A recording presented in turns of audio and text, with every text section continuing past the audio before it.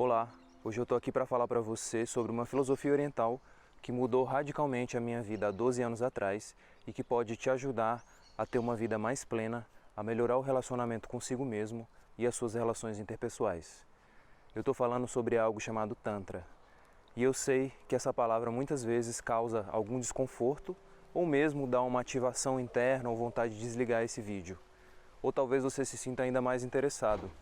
Mas eu quero dizer para você que essa é uma filosofia oriental que muitas vezes está sendo empregada de uma maneira equivocada na minha visão, e eu estou aqui hoje para desmistificar algumas ideias a respeito dessa ciência, dessa filosofia.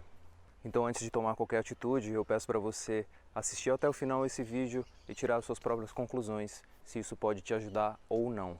Bom, primeiramente a gente precisa entender aonde veio ela, de onde veio, da onde nasceu, como nasceu e quais os seus princípios básicos. Os historiadores dizem que ela nasceu cerca de 3.000 anos antes de Cristo, mais ou menos há 5.000 anos atrás, na região do Vale do Indo, no norte da Índia.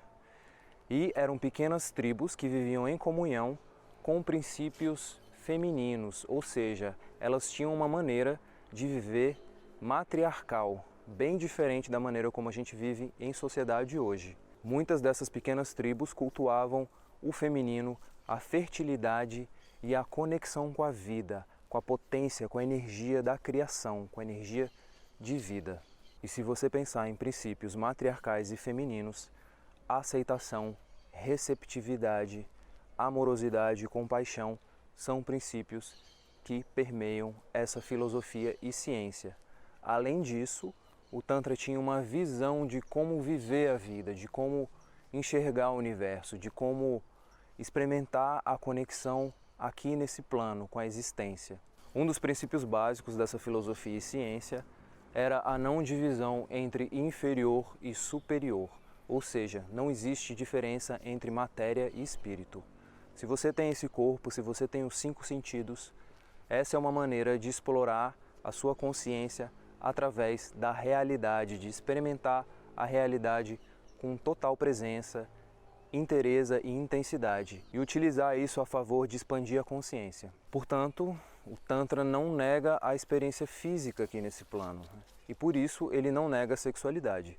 E talvez seja a única filosofia espiritual ou caminho espiritual que utilizou a sexualidade e falou sobre a sexualidade de maneira aberta. Isso traz também algum nível de confusão. Hoje em dia, no Ocidente, se acha que Tantra é sexo, que Tantra é putaria, e eu estou aqui para desmistificar isso também. Nas escrituras sagradas, a sexualidade é uma das coisas menos faladas nessa ciência e filosofia. Muitas escrituras têm cerca de 10% do conteúdo, às vezes menos, às vezes nada, a respeito de sexo em si. É importante compreender isso e ter em mente que uma visão sobre uma maneira de viver, uma conexão com a vida, realmente é o objetivo principal dessa filosofia, assim como a maioria das filosofias. E por que se conecta tanto sexo com Tantra ou sexualidade com Tantra hoje em dia? Bom, na minha visão, por 2 motivos. O primeiro deles, o que eu acredito que é muito benéfico, é que nós realmente precisamos ressignificar a nossa sexualidade, os nossos relacionamentos e a nossa interação sexual com o nosso corpo, com os nossos parceiros, e uma maneira de utilizar essa fonte primordial, física, biológica, da melhor maneira possível. Hoje o que nós vemos é o oposto disso. A utilização do sexo como poder, como manifestação de domínio sobre o outro e uma dificuldade de abrir para a vulnerabilidade, de admitir as inseguranças, os medos, muitas vezes utilizando a sexualidade para esconder sentimentos mais profundos. Isso é fruto da nossa sociedade e cultura, onde domínio e poder são ferramentas muito valorizadas, mesmo que muitas vezes de forma velada a gente observa que o nosso formato de vida hoje em dia é baseado nisso, em competição, em agressividade e em uma eterna insatisfação interna. Se você pensar que o principal, na minha visão, do Tantra é sobre aceitação, essa filosofia pode ser muito benéfica nos dias de hoje. Quando eu falo aceitação, isso não quer dizer que você não deva almejar coisas melhores para a sua vida. Óbvio que cada um tem os seus desejos pessoais e quando ele parte da nossa essência, é muito importante que a gente realmente queira coisas melhores, melhorar na vida. Mas existe um outro lado disso que começa lá na nossa infância, quando a gente cresce. Primeiro, que a nossa educação emocional, familiar, muitas vezes é repressora, castradora, não aceita emoções difíceis como raiva, angústia, medo, frustração. E muitas vezes também, quando a gente vai crescendo, nós somos bombardeados por imagens externas de como nós deveríamos ser.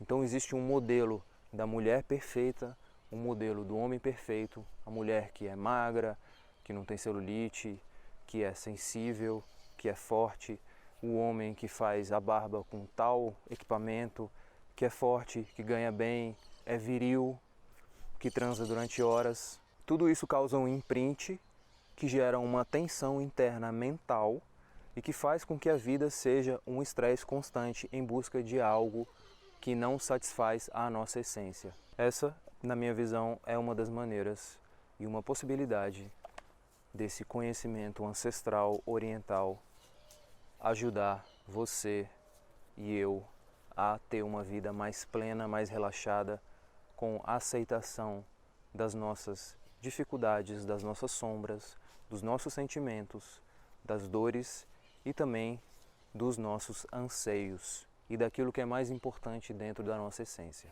Se você pensar sobre sexualidade e como biologicamente nós somos formados por duas células sexuais e essa energia é realmente importante e faz parte da nossa vida, se você estiver numa festa e tiverem pessoas falando sobre sexualidade ou sobre sexo, provavelmente a sua energia vai ser atraída por aquele grupo de pessoas.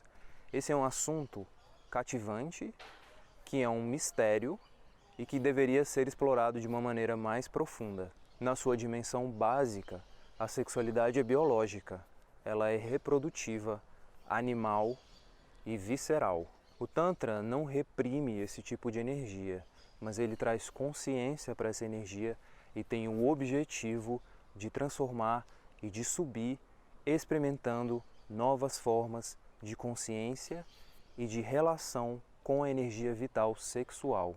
Isso quer dizer que você pode experimentar dimensões de criatividade, dimensões de amorosidade, de conexão, dimensões espirituais e até experimentar estados oceânicos, que são estados de conexão com uma força maior, com a existência e com o cosmos. Portanto, eu quero enfatizar aqui que a minha ideia é sobre horizontalidade dentro desse assunto. Trocas humanas, verdadeiras, íntegras e honestas, de um para um, de forma horizontal, sem os jogos de poder, sem a utilização dessa energia para ter domínio sobre o outro.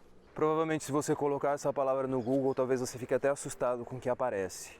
Muitas vezes, esse assunto é focado em técnicas de manipulação física, genital ou qualquer tipo de manipulação para que a outra pessoa chegue a estados orgásticos. Isso pode ser uma ferramenta muito bonita e interessante quando existe integração entre a sua sexualidade e o seu coração e quando você está limpo dessas questões de insegurança e de falta de vulnerabilidade nas relações. Utilizada de uma forma distorcida, é só mais uma maneira de você se proteger do seu parceiro, da sua parceira e de não se mostrar. Por isso o meu foco aqui é em meditação, em utilizar a energia vital com consciência, com movimento, com respiração, para que ela cresça, para que ela exploda de dentro para fora e para que isso crie uma ponte de conexão, seja com você mesmo, com seu corpo, seja você com a existência, seja você com o seu parceiro ou parceira, e criar de verdade pontes profundas e conexões profundas.